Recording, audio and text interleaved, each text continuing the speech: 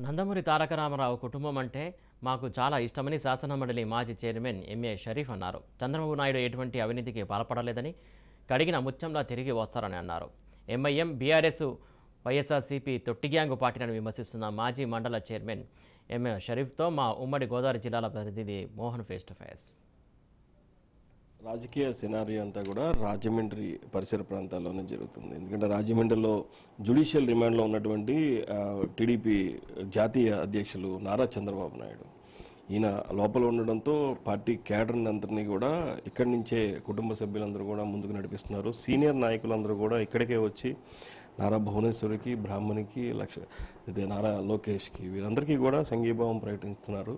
శాసన మండలి మాజీ చైర్మన్ అయినటువంటి షరీఫ్ గారు ఆయన మనతో ఉన్నారు. అసలు ఆయన అడిగి అసలు పార్టీలో ఏం జరుగుతుంది, పార్టీలో సీనియర్స్ ఏమనుకుంటున్నారు, ఎట్లాగా ముందుకు తీసుకెళ్దామని కార్యాచరణ ఉంది అనే అంశాలపై ఆ వారి మాటల్లోనే విందాం. నమస్కారం సార్, చెప్పండి పార్టీలో ఏం జరుగుతుంది? పార్టీలో యథాతథంగా పార్టీ కార్యక్రమాలు జరుగుతున్నాయి. అయితే ఇప్పుడు వచ్చిన పరిణామాలు ఏవైతే ఉన్నాయో, చంద్రబాబు నాయుడు గారిని అక్రమ అరెస్ట్ చేయటం, ఇది ఊహించని పరిణామం. పార్టీ కేడరు ఈ బాధాతత్వ హృదయాలతో ఉన్నాం, దీన్ని జీర్ణించుకోలేకపోతున్నాం. ఈ రాష్ట్రాన్ని ప్రతిష్టాత్మకంగా దేశంలోనే అగ్రగామిగా ఉంచాలనే ఏకైక లక్ష్యంతో చంద్రబాబు నాయుడు గారు ఆయన జీవితాన్ని, అతని జీవితంలో ఉన్న విలువైన సమయాన్ని పణంగా పెట్టి రోజుకి 18 గంటలు పనిచేస్తూ వస్తున్నారు, అధికారులు ఉన్నా లేకపోయినా. అటువంటి నిస్వార్థపరుడైన కృషివల్లుడు, సర్వదా రాష్ట్ర దృష్టిని పెట్టుకుని, హితాన్ని దృష్టిలో పెట్టుకుని, రాజకీయ పార్టీగా మనం ఏదైతే ఇబ్బందులు వచ్చినాయో మనకు వచ్చినాయి, కానీ ఇబ్బందులు ప్రజలకు పడకూడదు, భవిష్యత్ తరం పడకూడదు అనే ఉద్దేశంతో ఆయన ఏదైతే ఒక బాటలో నడుస్తున్నారో ఆ బాటలో కొద్దిగా బ్రేక్ వచ్చింది. అయినా కూడా మేము నిబ్బరంగా నిలబడగలుగుతాం. ఎందుకంటే ఇటువంటి తెలుగుదేశం పార్టీ కొత్త కాదు. తెలుగుదేశం పార్టీ క్యాడర్ కానీ ఈ నిరసన ప్రదర్శనలు కానీ ఇదంతా కూడా చంద్రబాబు నాయుడు అరెస్టు చుట్టూనే తిరుగుతుంది. బట్ మరి ఎన్నికలు సమీపిస్తున్న వేళ ఎట్లా ఉండబోతుంది కార్యాచరణ?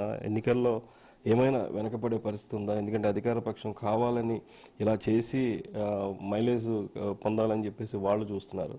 మీరు ఎట్లా ఫీల్ అవుతున్నారు? ఏదైతే ఈనాడు జగన్మోహన్ రెడ్డి గారు ఆలోచించి చంద్రబాబు నాయుడు కట్టడి చేశాం, ప్రజల్లో లేకుండా చేశాం. కాబట్టి ఏదైతే అవినీతి మరకలు, అవినీతి కేసులు నా మీద ఉన్నాయో ఆ కేసులు వాళ్ళ మీద కూడా పెట్టాం.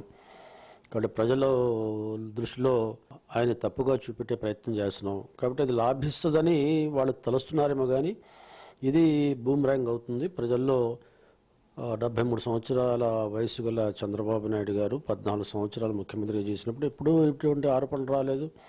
వీళ్ళు వచ్చి కూడా 4 సంవత్సరాలు 4 మాసాలు అయింది. ఇప్పుడు ఎన్నికల ముందు ఎందుకు చేయాల్సి వస్తుంది? ఇది రాజకీయం కోసం కాకపోతే ఏంటి?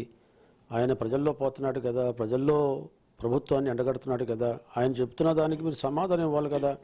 ఆ సమాధానం ఇవ్వకుండా ఆయన కట్టడి చేసి ఈ వయసులో ఆయన్ని జ్యుడిషియల్ రిమాండ్లో ఇన్ని రోజులు పెట్టడం ఏంటి అనేది ఒక రకంగా తెలుగుదేశం పార్టీకి సానుభూతి పరంగా కలిసి వచ్చిన పెద్ద తెలుగుదేశం పార్టీకి సానుకూలమైన అంశం అని నేను భావిస్తున్నాను. ఏం చెప్తారు చివరిగా? చంద్రబాబు నిర్దోషిగా బయటకు వస్తారని భావిస్తారా? ఏం జరగబోతుంది? 100% చంద్రబాబు నాయుడు గారు కడిగిన ముత్యంలో నిర్దోషిగా బయటకు వస్తారు. ఇప్పుడైతే బెయిల్ రావటం లేదా స్క్వాష్ అయితే స్క్వాష్ అయిపోవచ్చు. సుప్రీంకోర్టులో రేపు 9వ తారీఖున ఉంది కాబట్టి యడ్యూరప్ప కేసులో ఆయన కూడా 17A పరిగణలో తీసుకొని గవర్నర్ దగ్గర పర్మిషన్ తీసుకోలేదని సుప్రీంకోర్టు కొట్టేసింది. అదే సుప్రీంకోర్టు దగ్గర ఈరోజు పెండింగ్లో ఉంది. మేము అనుకుంటాం రేపు 9వ తారీఖుని స్క్వాష్ అవుతుంది, దీని నుంచి ఆయన బయటపడతారు. మిగతా కేసులన్నీ కూడా ఇన్ని ఉత్తుత్తి కేసులే, అది కూడా నిలబడవు. ఏదైనా సరే ఇది చివరి వరకు నిలబడే కేసులు కాదు. మా మీద బురద చల్లటానికి, రాజకీయంగా పబ్బం గడిపోవటానికి ప్రజల్ని పక్కదారులు పట్టించిన ఉదాహరణ మీకు ఒకటి చెప్తాను. సరిగ్గా ఎన్నికల కంటే ముందు మన వైఎస్ రాజశేఖర రెడ్డి గారి తమ్ముడు వివేకానంద గారుని హత్య చేశారు. ఏం చెప్పారండి? హత్యగా గుండెపోటు అన్నారు. గుండెపోటు తర్వాత ఏమన్నారు? గొడ్డలితో చంపేశారు. ఎవరు చంపారన్నారు? చంద్రబాబు నాయుడు గారు చంపారన్నారు.